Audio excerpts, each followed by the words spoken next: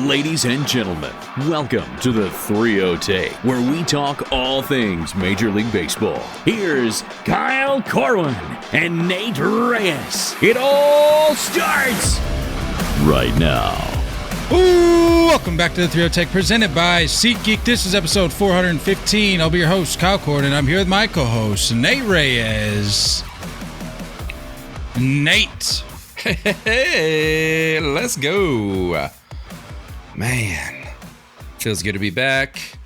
Welcome to new peeps. Welcome to old peeps. Welcome to baby peeps, little peeps, sweet peeps. Peeps. Do you like peeps, by the way? Those marshmallow things? That's a very controversial question coming right out of the gate here. I could do without them, get it. if I'm being honest. I don't get it. Get the hype? No. I don't get why it's like, why is it a duck? Why is it only seen to come around Easter time?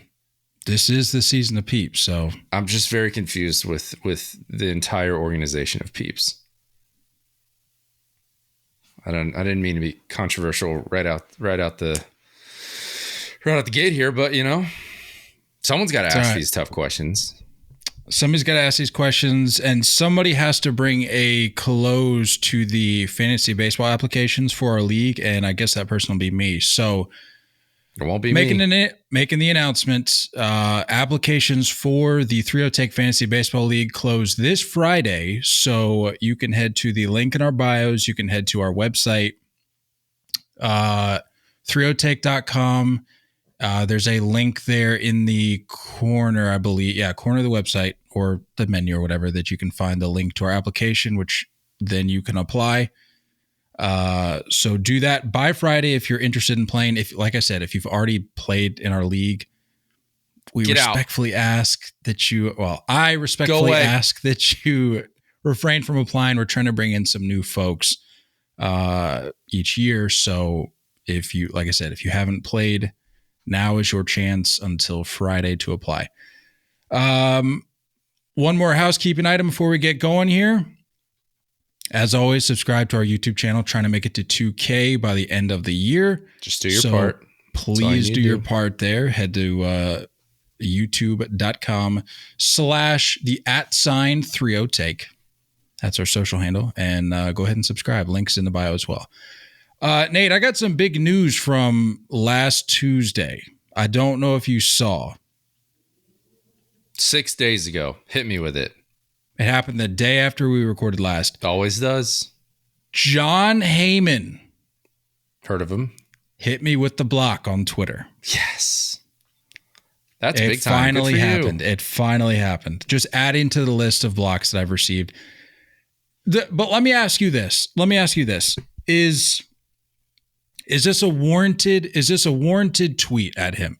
Okay. He posted a link to some article that I think he had written for who's he with? The freaking New York Times Post. I don't know. And the description for the article says Juan Soto gives full-throated endorsement for Yankees to sign his Padres teammate Blake Snell. And then I quote tweeted that tweet and said, Juan Soto gave what? And then I went back to check the tweet and Jon Heyman had blocked me. Now, please tell me if I'm wrong here. But is that not a valid question? Is this a common phrase, first of all, full-throated? Never heard it before. I've never heard that in my life. Nope. Full-throated? Yeah. And so I say, he did what? And then he blocks me. That's all it took. It's not like it's your first quote tweet. It's not like your first, I won't say shade thrown, because this wasn't a whole lot of shade. This was just simply shedding light on his own words. I don't think there's anything wrong with it. Dare I Google that phrase to see if that's a commonly used thing. I really don't suggest it. Yeah. I wouldn't. Yeah, probably not smart. There's just no way you can tell me, anybody listening or John Heyman, that that's a commonly used phrase. You can't. Yeah, it makes me feel like maybe he's, those like the older people like to use that like voice text. Yes. Maybe he was saying something else, full-hearted. He's just a little far away from the phone. If that's the case, then don't block people if they bring up a valid question as to what in the world you're I got to go and assume saying. you weren't the only person blocked that day. No, I wasn't. Other people joined in unison. They said, yeah, I got the block too. I said, that's Scott Boris's puppet and clearly softer than Charmin. That's all I have to say. So just wanted to acknowledge that. This was Heyman, right? John Heyman. This is John Heyman. So if John Heyman tweets anything, somebody will have to inform me because I'll let you know. I don't have access to his material anymore, which is fine. I'm basically down to I think I only like Joel Sherman and Jeff Passan. Jeff Passan, I mean, that's the GOAT, but outside of Passan, I don't even. Ken Rosenthal, I'm out on Ken Rosenthal. He's just all about giving credit to people that he gets his reports from. So it's like, what are we really even doing here, Ken? Yeah, it's really Jeff Passan for me. That's about it. I'm trying to go back here. And it's been pretty dry for Jeff Passan as of late. Not much going on. Boris's guys are still out there, minus Matt Chapman. Matt Chapman has signed a 3-year, $54 million contract with the Giants. I know I texted you asking if this had moved the needle for you at all, to which I was met with a resounding not in the slightest. No. So I would like to ask why this doesn't move the needle for you. Because before you explain, I'm seeing comments and responses from Giants fans that are saying this is one of the better off seasons they've had in a long time. I will give them credit for doing something. I'm not going to harp on them for being inactive. They're trying. I will give them credit for trying. It's just the random unnecessary fits. You have 5 third basemen and 7 outfielders, and you just keep signing the same freaking types of players, and you don't even have a rotation. You don't have a full rotation. Was third base that big of a need? I don't know what we're doing. I can't figure out the direction. And even if they didn't have third basemen, outside of May last year, Matt Chapman just doesn't. I don't see it. I don't even think he made it into May. I think it was the month of April. April, where he's just absolute. If there was an all-star to be given out, if he could gotten that award that quickly, he would have. But he just fades, dude. And I don't know. I think you could have gotten similar, not quite up to that level, but similar defense from Brandon Crawford for a lot cheaper. If you really needed a third baseman to play good defense, could have just brought him back. He wanted to be back, and they said no. The offensive numbers don't do it for me for Matt Chapman in a big ballpark.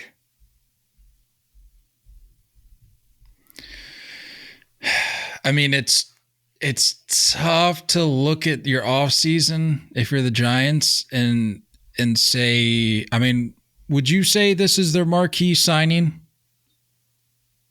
I like Soler. More so, I like Jorge Soler more as far as the signing goes. Unless if in terms of full package. Yeah. And this is all This is all null and void if they can manage to land Snell or Montgomery. Which either I don't understand what. Go get one of those guys. You don't have a rotation. I saw that Snell, the latest on the Snell sweepstakes is that he's down to San Francisco and the Angels.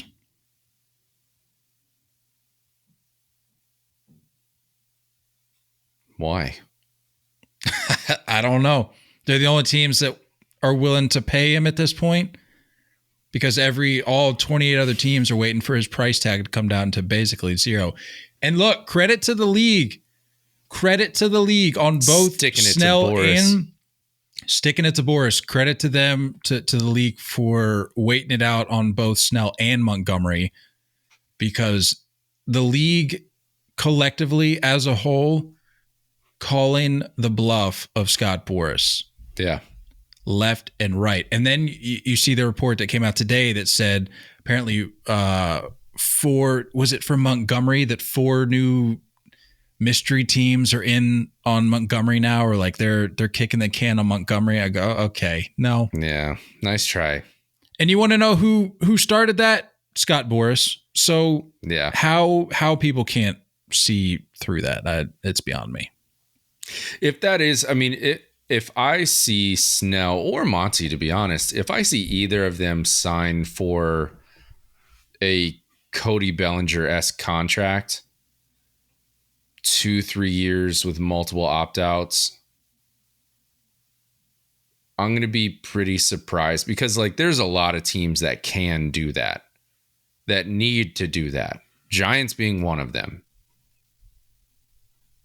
So I'd be surprised if this doesn't. I mean, well, you know how this works. We're recording today. One of them will sign tomorrow. That's just how it goes.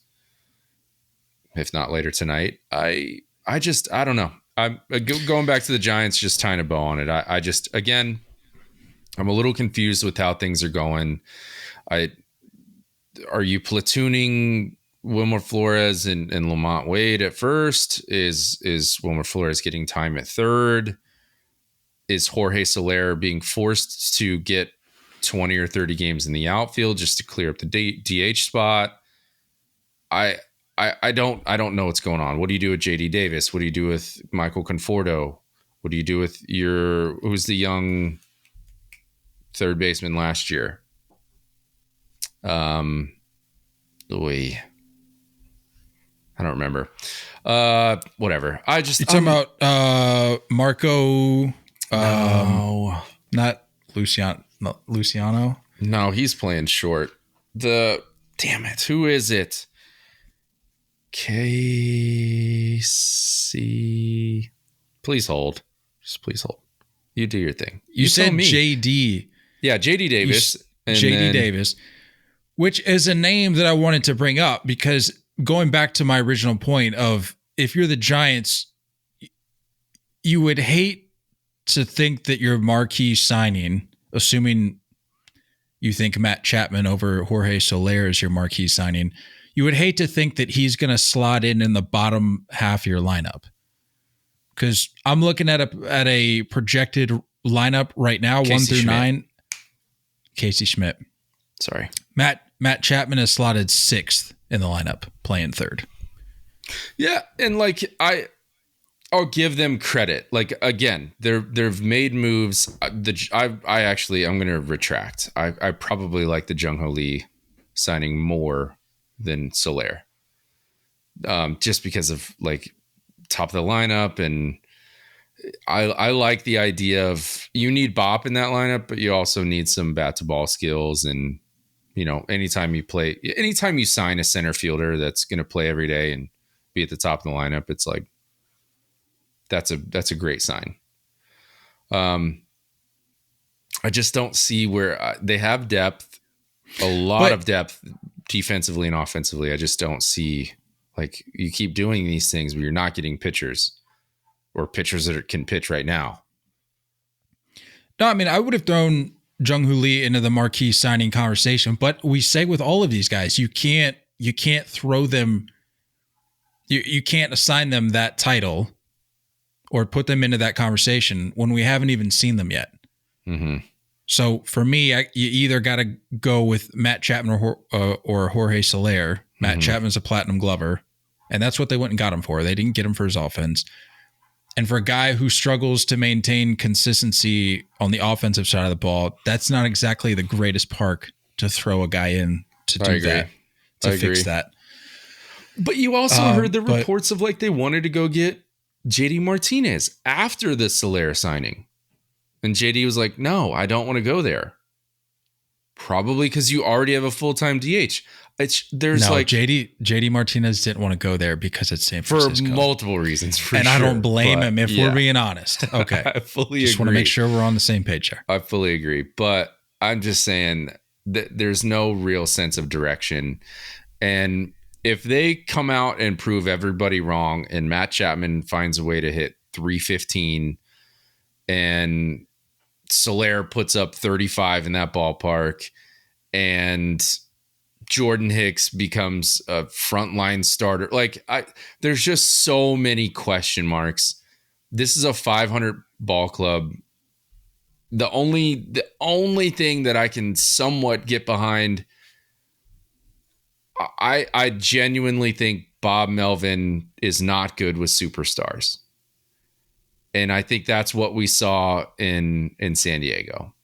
His success from Oakland days where there was a lack of superstars because it's Oakland to probably not knowing how to manage all the divas in your dugout the way they had going in San Diego to now it's like, hey, I think there's a big group of veterans. There's a couple young guys in the mix without having to be like in the spotlight the whole time. That's probably Bob Melvin's sweet spot.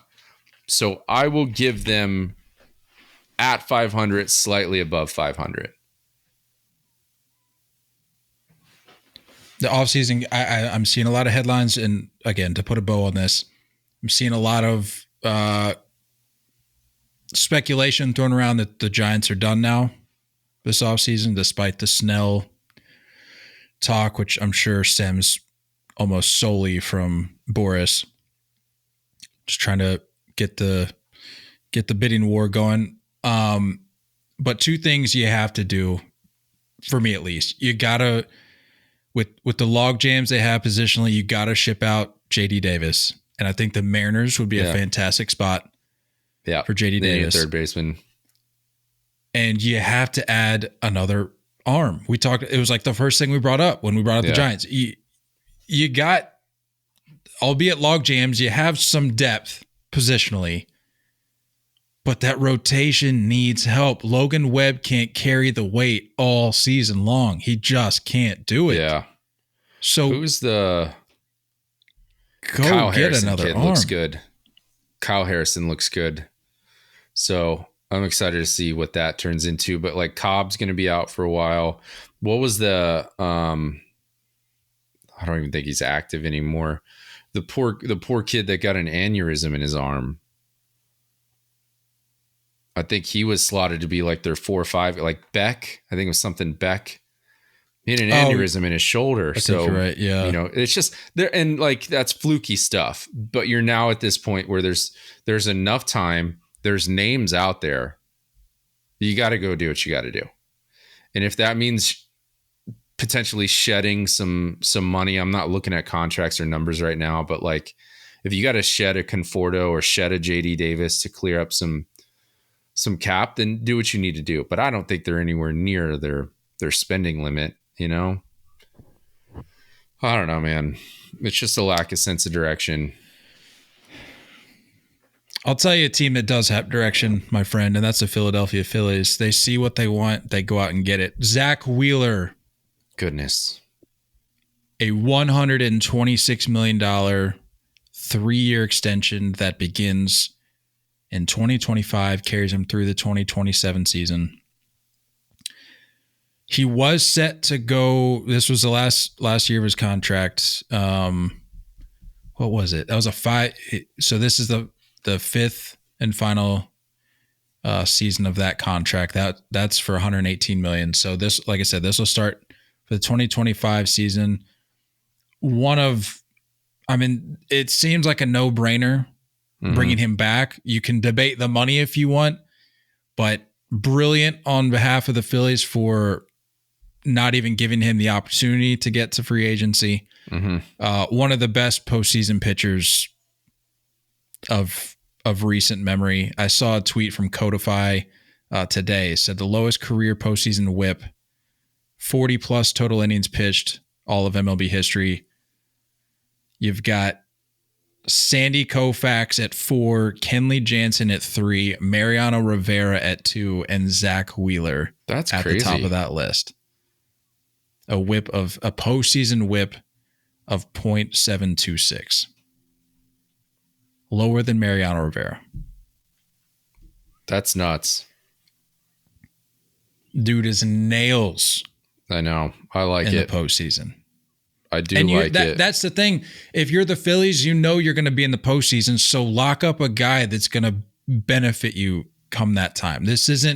We're not talking about a fringe team here. The Phillies for the next handful of seasons, I don't even have really a number, but I would think the window is relatively sizable.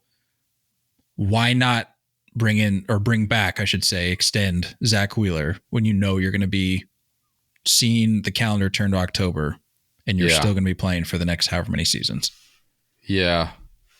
I'm looking at contract stuff right now. Nothing really coming off the books next year. You got Matt Strahm at $7.5 million. 2026 is the year where they're going to shed some weight. I'm not sure what extensions will look like, but like JT Realmuto, Kyle Schwarber, Whit Merrifield, Sir Anthony Dominguez, Ranger Suarez, Gregory Soto. A lot of these names will clear off in 2026. Whether they decide to bring them back or not is a different story. But when you see that, and those names that I mentioned, like 2026, 2027, more names kind of clear off. So, yeah, that window is now. The Phillies need a ring within the next 3 years. 1,000,000%. There's no other way to put this, because like that, now at that point, you're probably fading out of Bryce Harper's prime. It has to happen.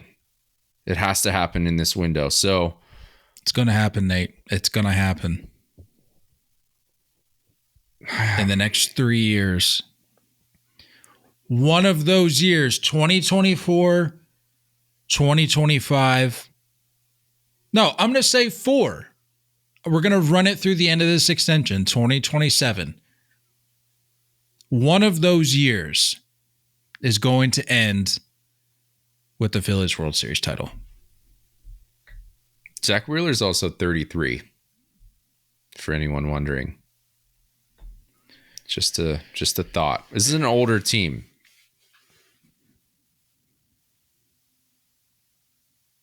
It's an older team. I mean, how old's Yu Darvish? He's still giving you respectable numbers at his age.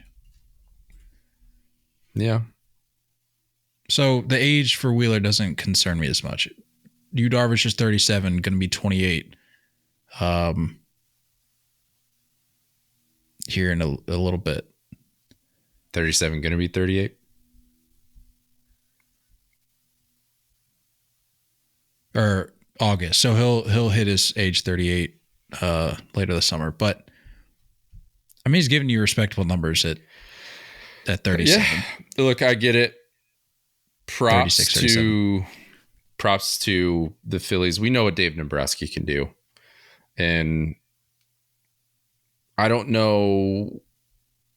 He might be a world-class negotiator if he's walking into that owner's office and being like, I need to do this. I need to do this over and over again. And he's gotten multiple owners to be like, okay, here's my checkbook. It's crazy. Good for him. And like I've said, how you can be a fan of any team that Dave Dombrowski is leading the charge with financially, how you could not be the biggest supporter of Dave Dombrowski blows my mind. Yeah. I would give anything to have Dave Dombrowski back here in Boston. Yeah. But he's doing his thing with the Phillies. But people want to talk about, well, he just goes in, blows up the farm, and brings in all the big guys. Well, I would rather watch a team with a bunch of big guys that are able to perform at a high level consistently and give you a chance to win a World Series year in and year out than sit back and praise our financial flexibility. Yeah. That's really fun. I love chatting with people when they ask like, hey, you looking forward to this baseball season? I said, not really, but we've got financial flexibility, so that's something to look forward to. That's really fun. That's a fun place to be in. That's really fun. I enjoy that. I could do without the parades. Yeah. No, I don't need those. Don't need the parades. Don't need the World Series DVDs. Yeah. Don't need the crack hit of postseason baseball in October. Don't need that. I just want financial flexibility, and I want financial prospects. Flexibility. I don't need Dave Dombrowski. I will say that this will most likely end badly for the last 2 to 3 years of Bryce Harper's career. It's going to be a long few years. That's what this is. That's absolutely what is going to happen. And not one Phillies fan. No, you don't care. Who's reasonable is going to care. If you need one. If you need one to justify all of this. Yeah. So pressure is on for sure. Can you do a quick search for me? Was Dave Dombrowski in the mix in Detroit when they won in... yeah, I think so. What was that, 06? No. What year did they win it? They played the Cardinals in 06. They won it in 06, right? Or am I completely misremembering this? You look up your thing, I'll look up my thing. Tigers from 02 to 15. So yeah. It was 2012. So he was in there. Dude. This man's been in baseball a long time. Wait, no. They didn't. What am I talking about? No, they got swept in 2012. That's right. That was the Giants run. Holy cow, did they not? And then the Cardinals won in 2006. Has it really been this long for Detroit? Why am I completely misremembering this? They lost in 06 too. Holy cow. Their last title was 84. I thought they got one. I could have sworn they got one. Wow. I'm completely misremembering that. Well, either way, he put him in the dance. And he got one in Boston. So he got one in 97 with the Marlins, and then Boston in 18. So he's getting these titles that justify these moves. So he needs to do the same in Philly. Justify moves, and honestly, you can justify the spending. Probably assume it brings in more dollars. Postseason appearances, even if it comes up a little short, it's got to bring in more money. Bring in superstars. We can make arguments about Castellanos and Schwarber and age.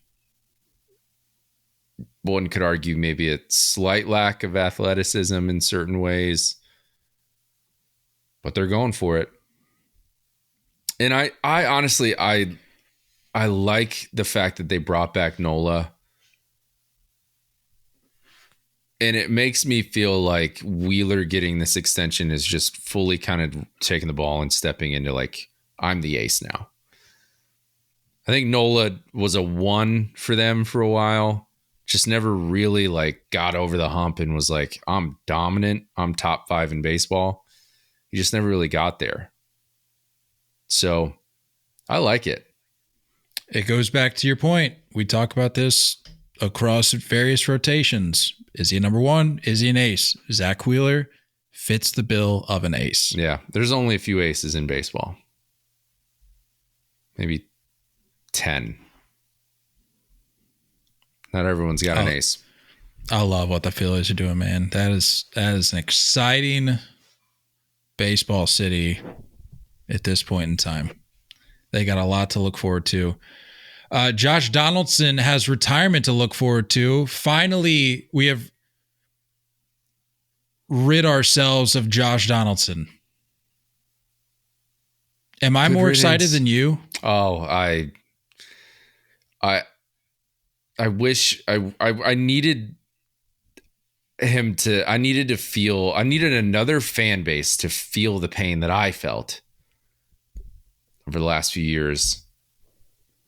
Oh, I can't express how annoyed I am at that move and how annoyed I am that he got so much playing time. And he got paid for what he did in like freaking 2015. That guy swindled. Just pissed me off. You can only take that so far because you were, I don't want to say defending him, but you were tolerating him there for a good bit. Whether by choice or not, you were more tolerating often than him not, it's not by more choice. than I would have. Yeah, I had to tolerate it. Solid defense. I kept seeing the videos circulating today on Twitter of pimp jobs of the balls not getting out of the park, which there are a couple of those that are fake, by the way. Definitely not real, because I watched those games and I know the ones that he got. But there were some bad pimp jobs for sure. Definitely. I won't miss that. I don't know, man. I got nothing left to say about him. The guy, just very polarizing figure. You know, I did hear a detail. Where did I hear it? It was, what was his name? He's the guy, he covers the Mets and the Yankees. Martino? Yeah, Martino. I was listening to him on a podcast and he was talking about you remember the moment where last year Rodon like blew a kiss to a fan when they were playing the Angels? Yeah. Yeah. I didn't realize this, but apparently the night before, the fan was like sitting next to his daughter and just screaming curse words at Yankees players and like screaming at Donaldson. And finally Donaldson like turned around and he's like, "Are you really okay talking this way next to your daughter?" And he just like kept, yelling at him and screaming at him. And then the next day is when Rodon blew the kiss. So I didn't realize there's more to that story because I obviously didn't like it because Rodon, was kind of a dope last year. Kind of cheeks. But either way, I gotta look, love him or hate him. Josh Donaldson spoke his mind and he played the way he wanted to play. I can't argue that. I can't argue that. You say love him or hate him. I can't say I hate him, strongly dislike. Oh, yeah. Hate is strong. It's a strong to your word. point, I cannot argue the fact that he played his game. I'd say more than some. There's probably a good percentage of guys around the league that don't, during the duration of their career, don't get to a point where they're truly playing their game their way and in their style. Josh, credit to him, tip of the cap. Took no time at all. Yeah. To get to that point where he's playing his game his way. That's all the guy was known for. And manifested in various forms, running his mouth, getting into little scuffles here and there, dropping quotes, throwing some shade. Because correct me if I'm wrong, wasn't he throwing shade on the Cole situation? Or no? Which one? It was with the sticky stuff, wasn't it? Was this wasn't he throwing shade on Cole pre-Yankees? He was, yeah. When he was with Minnesota? He was a Twin, yeah. Yeah, so I mean, he was known for the soundbite here and there, and he played with a little bit of flair, to put it nicely, on the field. I mean, he was going to let you know when he got into one. He was also like you said, he was going to let you know when he didn't quite get into one, but he thought he got into one. That was just the way Josh Donaldson played.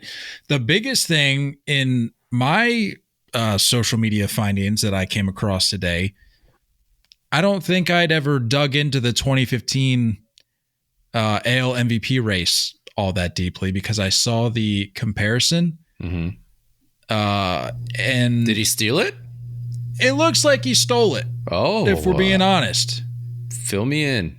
We might be tacking on another MVP, or we should be tacking on another MVP to Mike Trout's resume. Mike Trout put up a 9.6 WAR. Let me make sure I'm seeing this right. To Donaldson 7-1. Okay. Trout had 172 hits to Donaldson's 184, so gets the hits. They both had 41 home runs that year. Donaldson had 123 ribbies to Trout's 90. Trout had surprisingly only 11 stolen bases that year. Trout hit 299 to Donaldson's 297. Had a higher OBP, slug, OPS, and OPS plus than Donaldson. Wow. So the only real this categories... is 9 years ago. Like 9 years ago, we were still pretty into RBIs and stuff, We were still high on runs batted in and apparently hits. WAR was like barely cracking into the scene. If at all. Yeah. If at all. Yeah. You give him the hit crown between these two and give him the RBI crown. That's all in terms of these bigger statistics that's all he's getting. Remembering that Blue Jays lineup. I mean, a little bit different than 2015 Angels lineup. Sure. I mean, you're talking about a playoff team versus not. Well, yeah. 2015, that wasn't the Batista year, was it? When was the Batista flip? It was in that era, right? I thought it was. Yeah, that was 15. Yeah. So that's the Blue Jays. I'm sure most people remember that Blue Jays team. That was a pretty lethal Blue Jays team. So I'm sure at that point in time we were still. Yeah, dude. We're still basing the MVP conversation on postseason player versus not, and the Angels didn't make the cut that year, obviously. But I mean, you just look at you don't even have to get into advanced analytics like the nerd stuff. We're talking batting average, OBP, slug, OPS, OPS plus, all in favor of Trout. You had some bop in this lineup. Between Jose Batista, Edwin Encarnacion, Russell Martin even had 23 jacks. Encarnacion, that was prime Parrot. Yeah, Encarnacion. He had 39. Jose Batista had 40. Josh Donaldson had 41. Fun ball club to watch.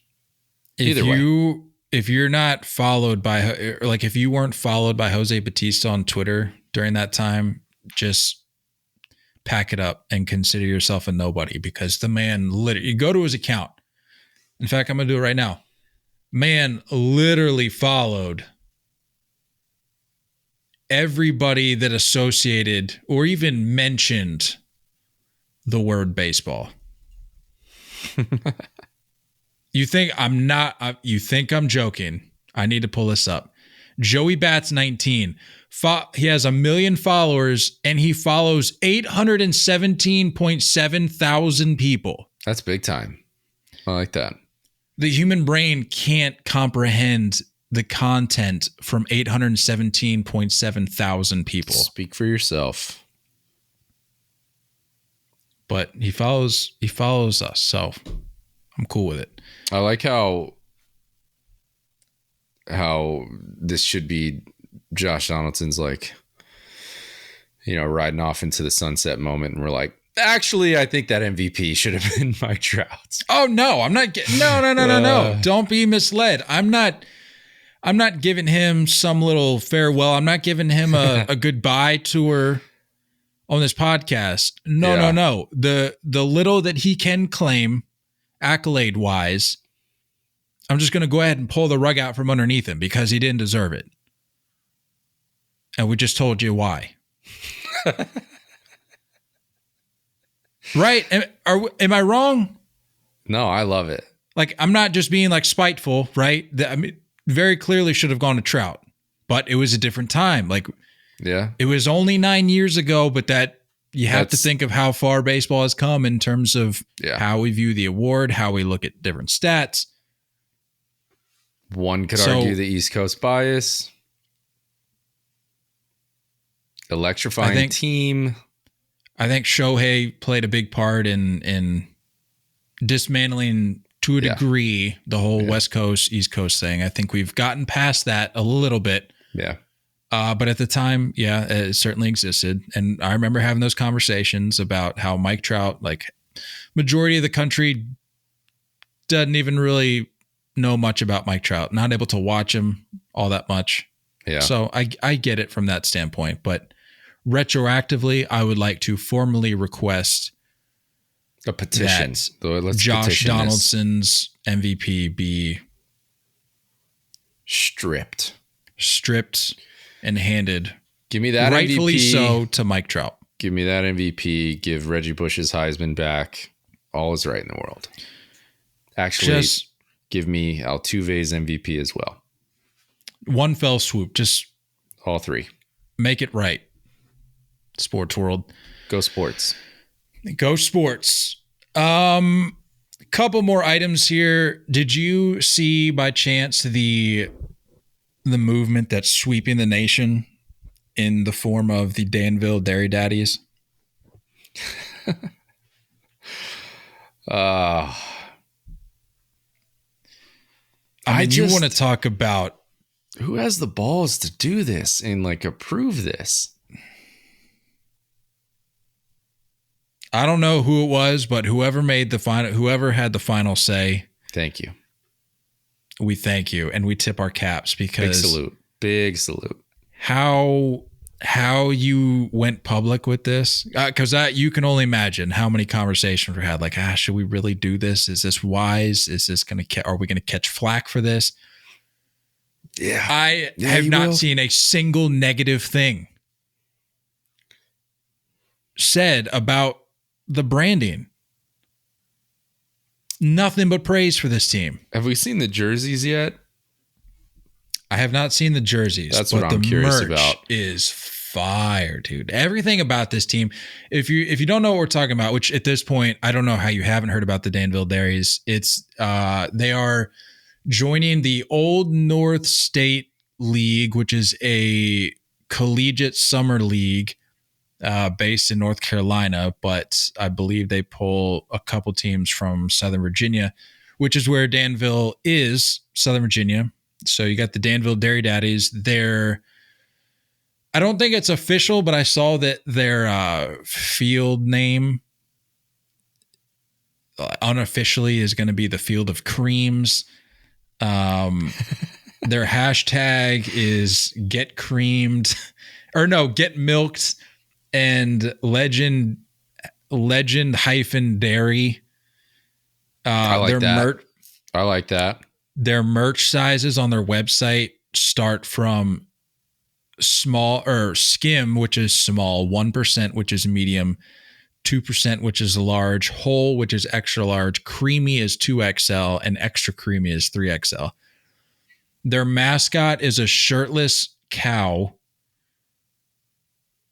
named McCreamy.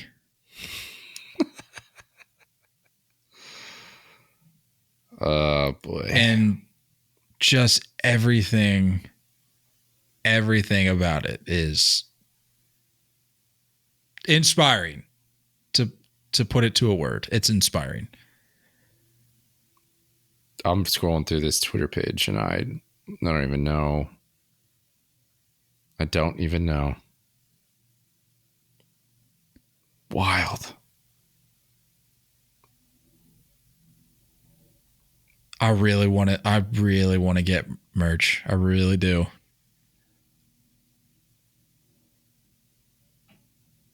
Where is this? Danville, Virginia. Southern Virginia.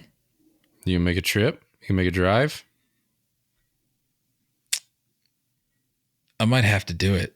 I can only imagine that opening day or opening night for them is going to be off the charts. Yeah. I'm going to give them a follow. I just want to ride this out. I want to see how it goes. Yeah, I mean I will say they're, pun intended, they're milking this for all it's worth and for good reason. But I'm curious to see how long they ride the wave, because the Old North State League. Yeah, North Carolina Collegiate, I think it's Wood Bat League, but they pull from outside of Carolina too. So it's sweet, man. I love it. Heck of a marketing job. I thought it was a joke. I thought we were getting punked, and then the more I looked into it, no, this is very, very real. Gives them plenty of time too to build up before the summer. It's gonna be good. I'm about it. The jerseys are coming, though, to answer your question. I just now am remembering that they put a little teaser tweet out, said jerseys are on their way, and I think they might be available for purchase. So we just need to watch out. I don't need to see any udders. You know what I'm saying? Like, let's just keep it. No udders. Let's keep it PG. Let's keep it udderless. No udders, please. Let's keep it udderless. If I just see like a cow belly on the front of this jersey. Oh, I'm sure that'll be like an alternate. I'm sure it'll be an alternate. Another item I wanted to get to just briefly here. The Mets, the New York Mets, have announced that they are starting a dance team. I saw that. The Mets are the most unserious franchise in baseball. And I stand by that, and I will continue to stand by that. They're a mess, dude. What is this dance team? Is it like, what do you mean? It's exactly what it sounds like. It's just a dance team. Are they going to have, like, there's a dance team now at games? I don't know. I really don't. It's just there's like a dance team competing in dance competitions with Mets gear on. I'm imagining, the little that I know about this is that this is going to be like an on-field product. Like there's a team dugout dancers. I don't know.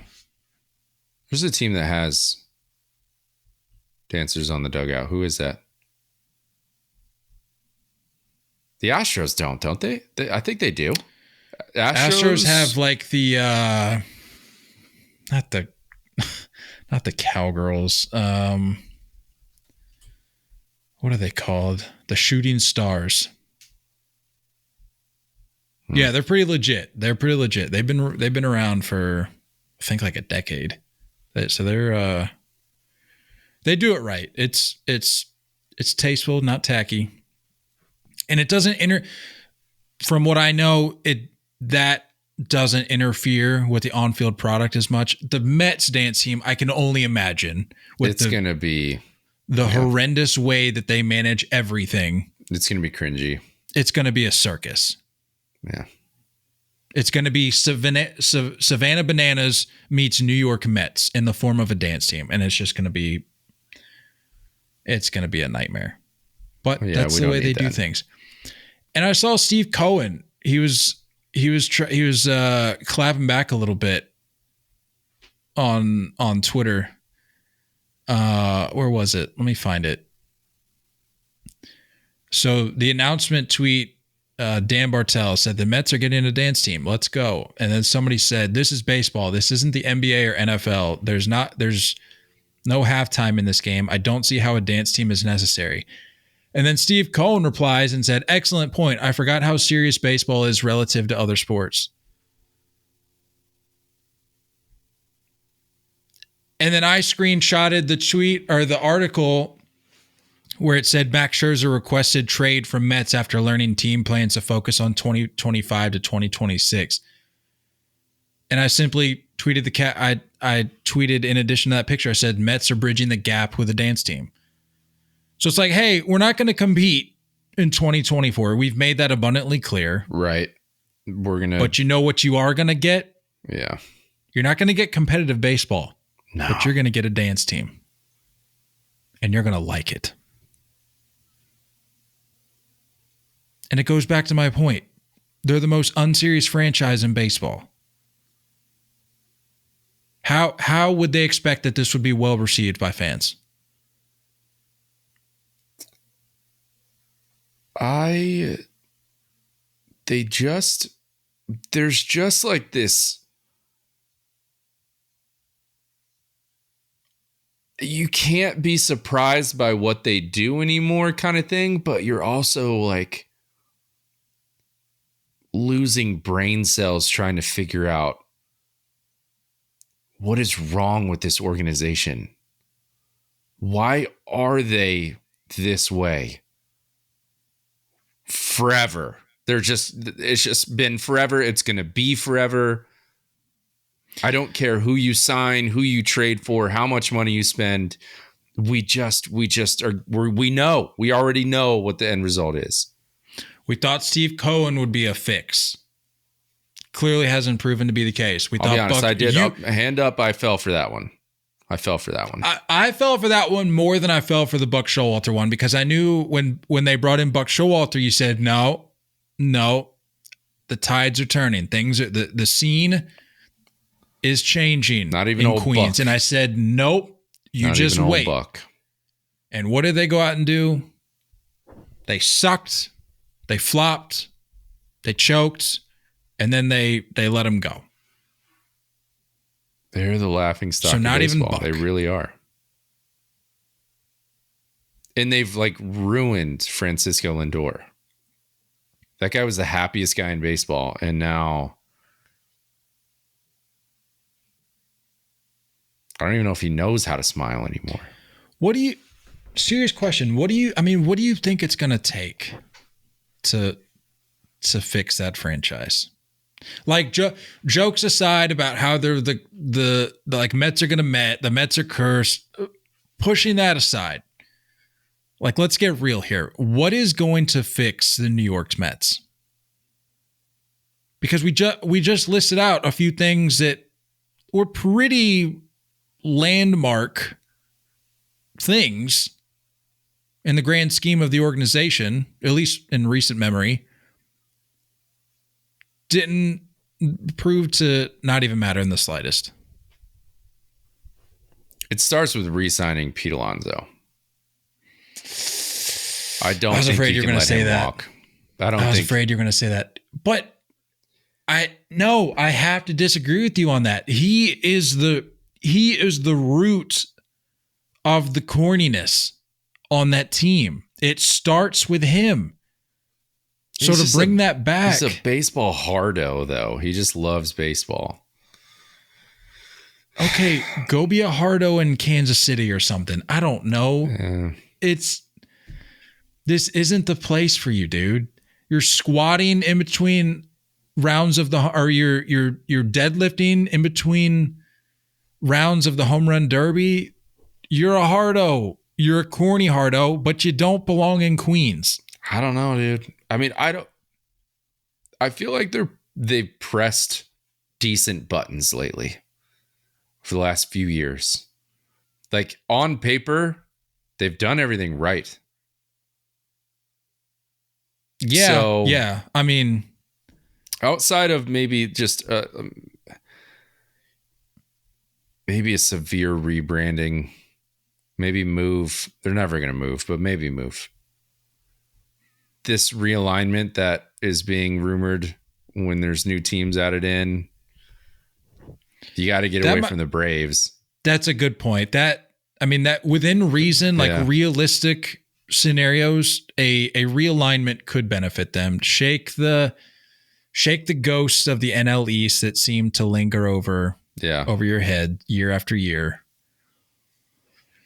But you got to assume if there is a realignment, the Yankees, the Red Sox, the Phillies are all going to still be in that mix, maybe even the Orioles. So it's not like they have the ability to get it out of their region. I don't know, man. Cohen's a cornball too. I don't care if you're rich. You're a cornball, dude.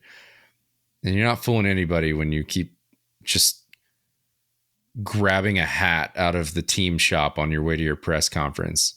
It's brand new. You've never worn it before. I know what you're doing. No, I think let's give credit's due. I think Steve Cohen's is he not a diehard Mets fan? I think he's a cornball. Well, I don't both say can be true. I'm I not guess. saying he's not a fan. I'm just saying outside of those press conferences or public appearances, he's not a hat guy. Well, that's a bold claim. Some guys aren't hat guys. That's an attack. Like, we only save the tags on the merch insults for fans like the Rays. Like, to throw that in Steve Cohen's face, that's a bold claim. You're going to need evidence to back that up. He looks like Smalls when he gets his first hat with the fish on it. The bill is just entirely too big. You know what I mean? I mean, when Smalls is in the press box at the end of the movie, that's Steve Cohen right there. Pretty much. Yeah. I don't know. I'm not saying he's not a Mets fan. I'm just saying I don't think he cares as much about baseball as he lets people believe.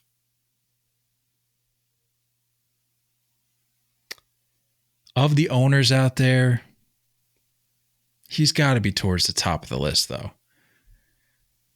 I mean, because you could say across the board, to a degree, most owners probably don't care about their team as much as they let on. Yeah, I was going to say, they just care about dollar signs, but I don't know how much that speaks volumes, but I don't know. He's corn too. I don't know, dude. I don't know what's going to fix them. I don't think anything's going to fix them, and I'm okay with that. I'm okay with them being broken forever. Somebody's got to hold the title. That's true. I'm okay with it being the Mets. It's just perfect. Because, no one expects anything out of the A's. You know what I mean? We don't expect anything out of you. You are what you are. But the Mets, there's still this group of people that still believe and are let down over and over for different reasons. For fake hitting coaches, animals, fights, deadlifts. It's just awesome. It's great entertainment.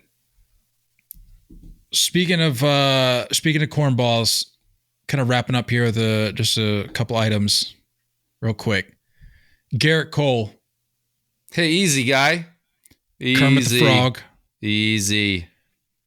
How unaware is Gerrit Cole when he doesn't even know that Daniel Vogelbach at a jog, at anybody else's jog, is ultimately full speed for Daniel Vogelbach?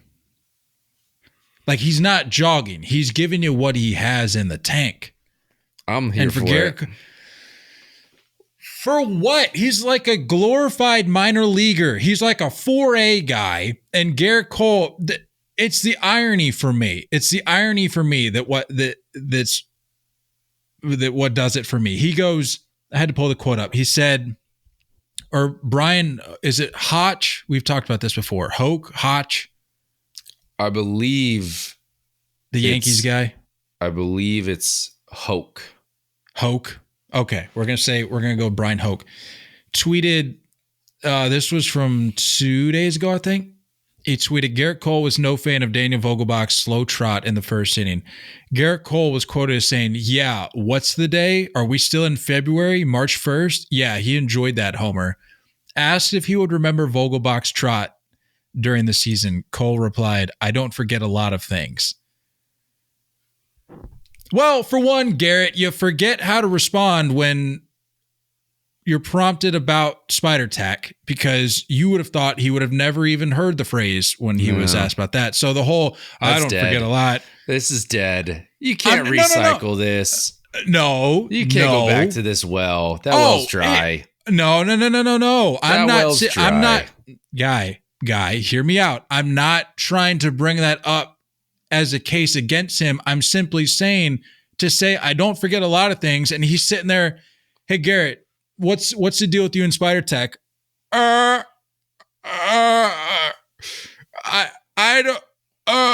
don't know. To say you don't forget a lot of things that confidently? Come on,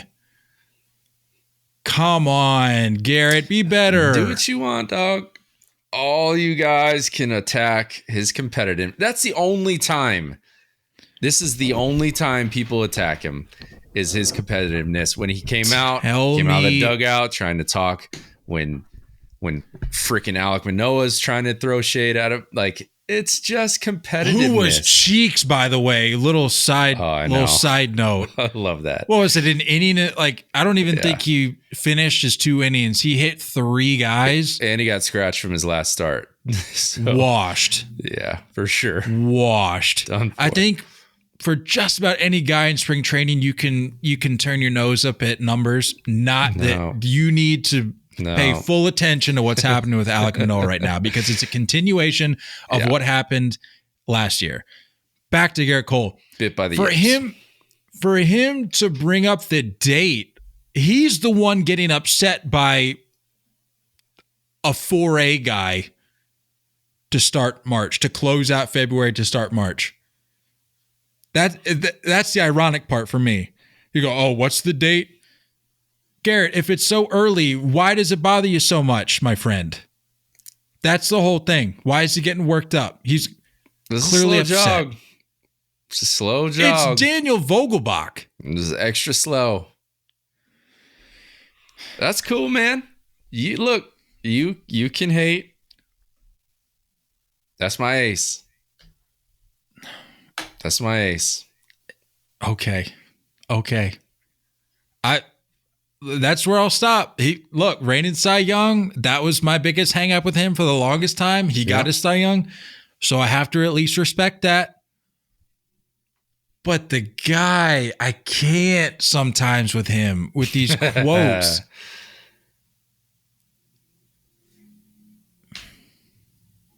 That's my ace. I just gotta feel something, man. Let me have this one.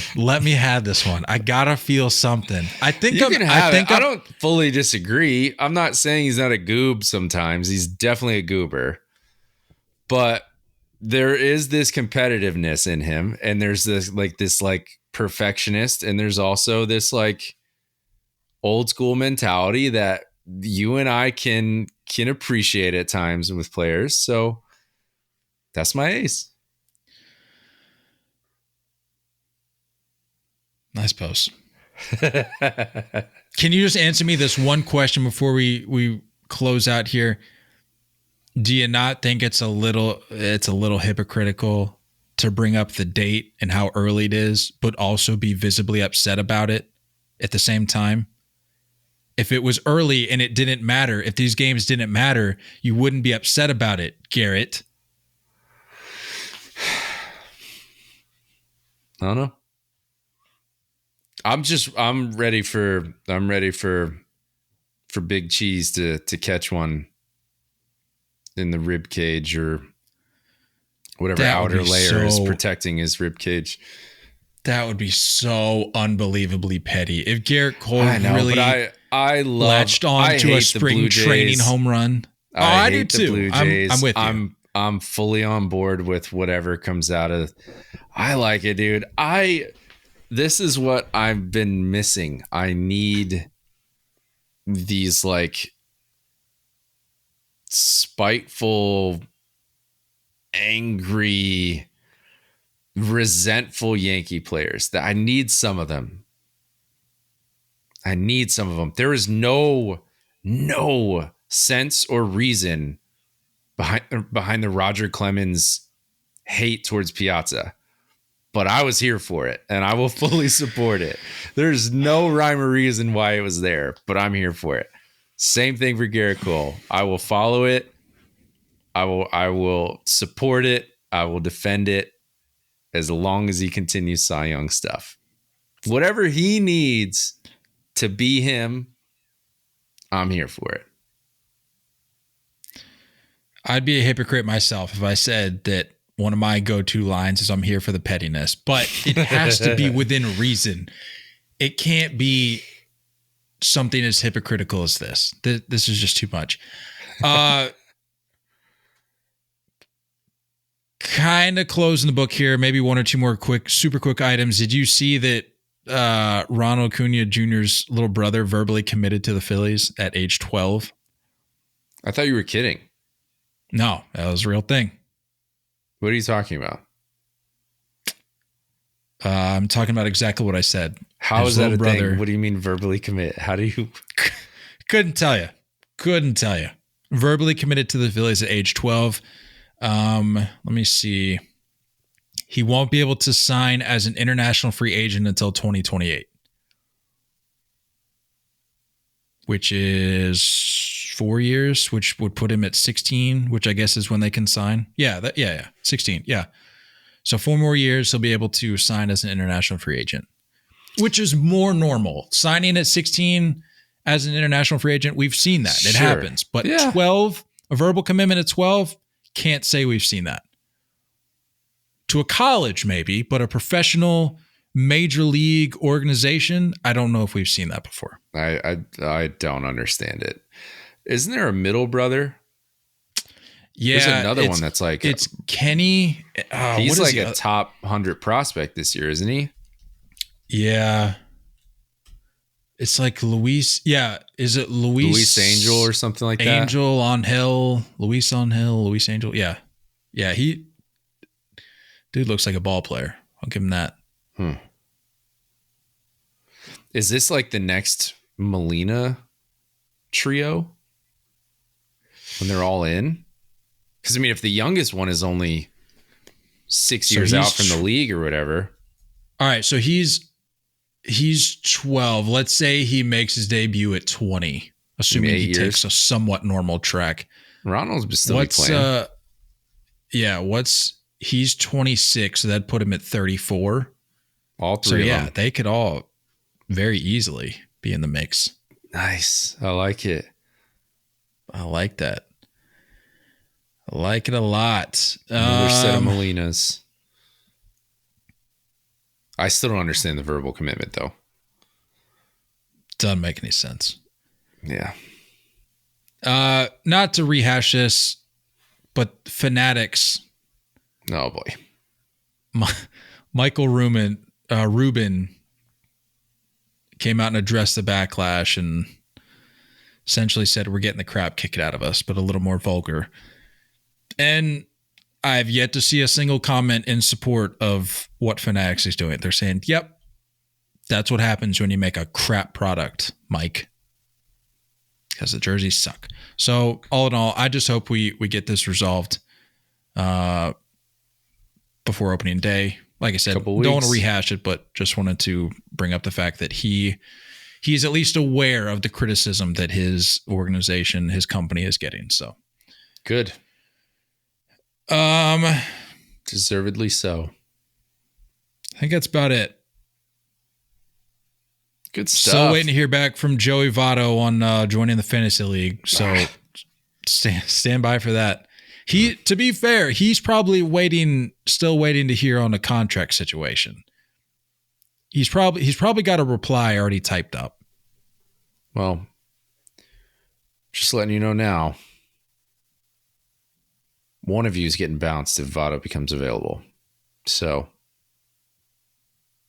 if Joey Votto receives in response to our invitation to join our fantasy league, if he retires, yeah, we're gonna have to bounce somebody. So just hope it's not you. That'd be cool though, like to be able to say like, hey, I'm not doing fantasy this year. I got kicked out because Joey Votto wanted my spot. So, I had to give up my spot for a Hall of Famer. It's fine. That's pretty sick. I'll try again next year. How about we'll do that? If he joins the league, the person that has to get bounced, maybe we'll give him like a few years run in the league. There you go. I won't say lifetime, but usually you have to win the league to get automatic re-entry into the following season for our league. But if you get bounced for Joey Votto, we'll give you a few years on the house. How about that? I like that. So yeah, as a reminder, link in the bios, you can find the fantasy application on our website, 30take.com. And deadline is Friday. So get to that and subscribe to the YouTube, 30take. That's all I got. Good stuff. We'll see you next week. Hot takes episode coming soon. Yes. Yeah. I want to say that before we go. What did we decide? Like late next week? Late next week will be Hot Takes #1 episode of the year. So buckle up. We're going in. The most highly anticipated episode of the year, every year. The official Hot Takes and Predictions episode will be coming to you probably, I'm thinking maybe the 13th or 14th. Give it like a week of airtime. Let it breathe for a little bit before the unofficial opening day gets going. Unbelievable. Stop doing that. The Korea series. Stop doing that. Can we please stop with the international series? They're like coming at least back that and early. They're playing more spring training games after, but they're not like spring training games. I'm saying. What is that? Do these international trips during the season. We've seen it. We've gone down to Latin America. More attention. We've gone to London in the middle of the season. We've done these things. We don't need to unofficially start the season in Korea like a week before the official opening day. Let's stop doing that. But yeah, keep an eye out for Hot Takes and Predictions episode late next week. And we will talk to you guys next week. Love it. Don't go chasing curveballs. We love y'all. And as always, looking forward to talking more baseball with you guys soon. Until next time, stay filthy.